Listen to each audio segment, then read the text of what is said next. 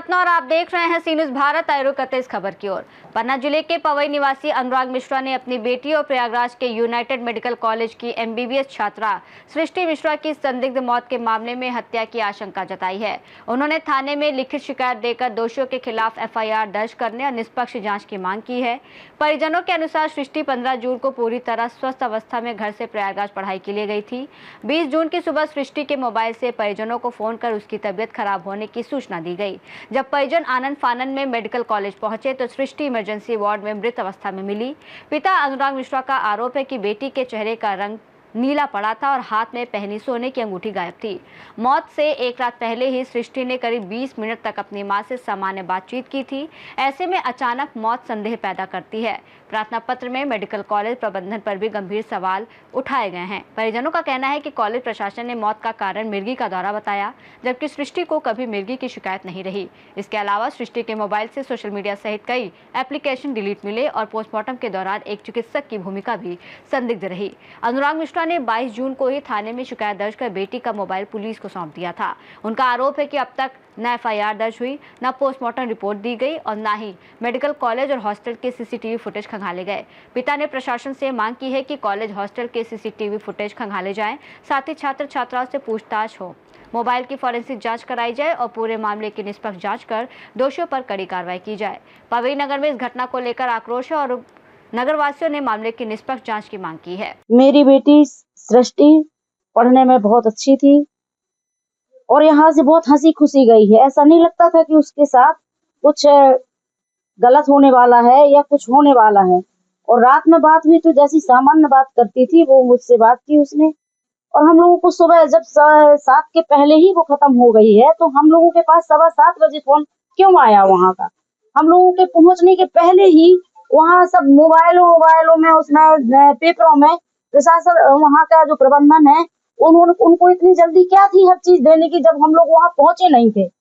हमारी लड़की को कभी कोई मिर्गी आती ही नहीं थी और उन लोगों ने कहा कि नहीं मिर्गी के दौरे के कारण साइलेंट अटैक आया उसको ऐसा कुछ था नहीं। अगर होता तो यहाँ से हम उसको क्यों भेजते 4 दिन पहले।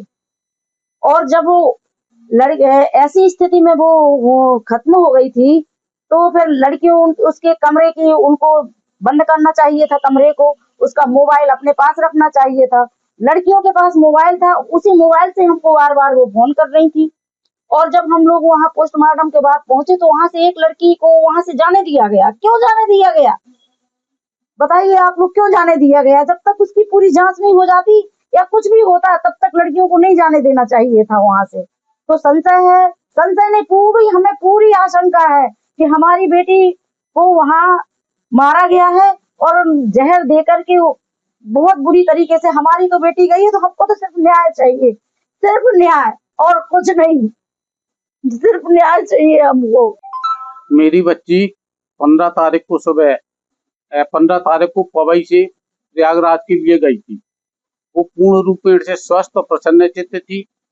घटना के एक दिन पूर्व 19 तारीख को रात में 10 से 11 बजे के बीच में उसकी मां से लगभग 20-25 मिनट बात हुई थी और उसकी बातों से कहीं ऐसा कोई प्रतीत नहीं हो रहा था कि उसको किसी प्रकार की कोई दिक्कत है महसूस हो रही है। मेरी जानकारी के अनुसार उसने रात में खाना खाया और खाना अपनी सहेली के रूम में खाया। उसके बाद वो अपने कमरे में सोने को चली गई। दूसरे दिन हमको सूचना मिलती है कि आपकी बेटी की तबीयत बहुत ज्यादा खराब है, आप तुरंत प्रयागराज आ जाओ। हम लोग जब प्रयागराज पहुंचे तो उधर कई बच्चियों ने अलग अलग बताया। कोई बच्ची कह रही थी कि 4 बजे खत्म हो गई, कोई कह रही थी 6 बजे खत्म हुई, कोई कह रहा था 7 बजे खत्म हुई। जो ये परिस्थितियां उत्पन्न करती हैं कि तब डेथ हुई होगी तो एक बार हुई होगी, अलग अलग बच्चों के द्वारा अलग अलग बताया जा रहा है। और बच्ची का मोबाइल उनकी एक सहेली के द्वारा हमें प्राप्त हुआ, जिसका कोड हमें स्वयं अपनी बच्ची का जो पासवर्ड होता है वो नहीं मालूम। उस बच्ची ने हमको पासवर्ड बताया और बच्ची के फोन से कई ऐप व्हाट्सएप, इंस्टाग्राम वगैरह चैट डिलीट पाई गई, जिसको मैं फॉरेंसिक जांच के लिए एयरपोर्ट थाने में दे आया हूँ। और प्रबंधन द्वारा भी हमको बताया गया कि जब बच्ची आई उसकी सांसें चल रही थी, उसको सीआरपी दिया गया। जो और ये भी हमें समाचार पत्रों के माध्यम से ज्ञात हुआ है कि प्रबंधन ने बताया है कि उसको मिर्गी के दौरे आते थे, जबकि इस प्रकार की कोई भी बीमारी मेरी बच्ची को नहीं थी। सृष्टि मिश्रा मेरी बच्ची का नाम था, उसको इस प्रकार की कोई बीमारी, कोई इतिहास ही नहीं था उसको किसी प्रकार की बीमारी का। तो इन संदिग्ध परिस्थितियों में मेरी बच्ची की मृत्यु के कारण हमें ऐसा लगता है कि उसको जहर देके मारा गया है।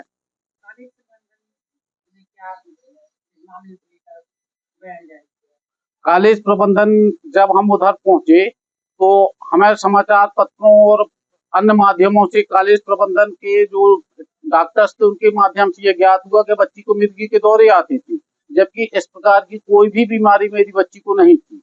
जो हमें ये लग रहा है कि कॉलेज प्रबंधन भी अपनी साख बचाने के लिए इस पूरे मामले में लीपापोती कर रहा है।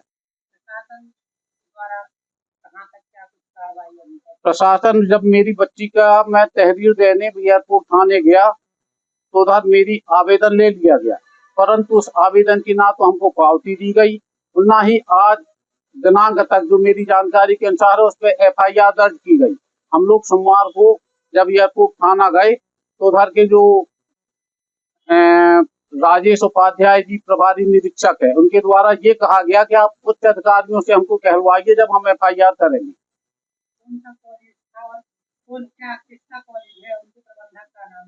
यूनाइटेड मेडिकल कॉलेज प्रयागराज में था, जो गुलाटी जी का कॉलेज है। ये प्राइवेट मेडिकल कॉलेज है। उनकी कई और अन्य संस्थान इंजीनियरिंग में और अन्य संस्थान उधर प्रयागराज में चल रहे हैं। मेडिकल स्टेटस में मेडिकल रिपोर्ट में ये है कि बेसरा रिपोर्ट जांच के लिए गई हैं और बेसरा रिपोर्ट के बाद ही उसमें कोई काज ऑफ डेथ क्लियर करेंगे। और वो टीचर भी तो वही थी संजय। और जो मेरी बच्ची का पोस्टमार्टम के लिए गई थी उस समय पोस्टमार्टम हाउस में कॉलेज प्रबंधन की एक डॉक्टर PM हाउस में मौजूद थी, जो शंका पैदा करती है कि जिस कॉलेज में मेरी बच्ची पढ़ती थी उस कॉलेज की डॉक्टर PM होने तक उस PM हाउस के अंदर मौजूद कैसे रही।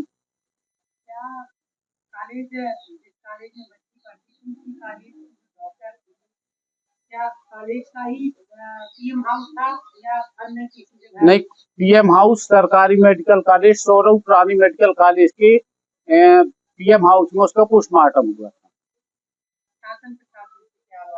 मेरी शासन और प्रशासन से उत्तर प्रदेश के माननीय मुख्यमंत्री जी से करबद्ध निवेदन है कि इस विषय की संपूर्ण गहराई से जांच की जाए और जितनी उनकी साथ में पढ़ने वाली बच्चियां थी उनको गहन उनके पूछताछ की जाए। वो हमें ऐसा लगता है कि प्रशासनिक निचले स्तर पे पूरी लीपापोती करके कॉलेज प्रबंधन और बच्चियों को बचाने के चक्कर में या जो भी दोषी है उनको बचाने के चक्कर में ये पूरी लीपापोती की जा रही है। और मेरा यही निवेदन है कि इसकी गहन माननीय मुख्यमंत्री जी के निर्देश से अच्छी गहन जांच अन्य किसी अधिकारियों को सौंप के उसकी गहराई तक जाया जाए और मृत्यु के कारण का पता लगाया जाए। आप स्वयं डॉक्टर हैं, प्रथम दृष्टया आपको क्या समझ में आया? हमें प्रथम दृष्टया ये लगता है कि बच्ची का चेहरा नीला पड़ा हुआ था, काला पड़ा हुआ था और मुंह से खून आ रहा था। तो मेरे दिमाग से बच्ची को रात में खाने के साथ या अन्य किसी चीज के साथ जहर दिया गया है।